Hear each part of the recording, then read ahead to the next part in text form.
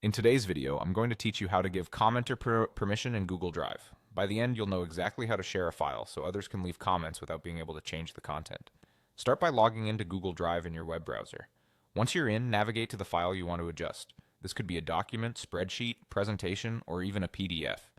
Make sure you've selected the correct file so you grant the right access. Next, right-click on the file to open the context menu. From there, go to Share, and then click Share. You can also use the Share button at the top of the page when the file is selected.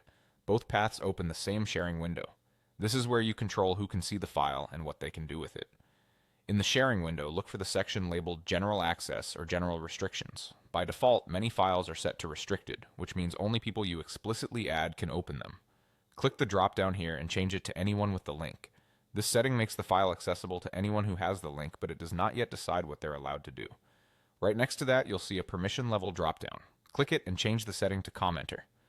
Commenter access allows people to leave comments and, in some apps like Docs, propose suggestions, but they cannot directly edit the main content or reorganize the file.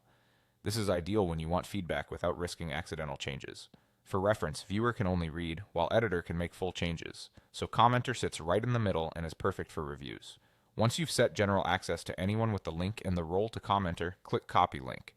This places the shareable link on your clipboard so you can paste it into an email, chat, or project tool. Share that link with your collaborators, and they'll be able to open the file and leave comments immediately. A few quick tips to keep things secure and smooth.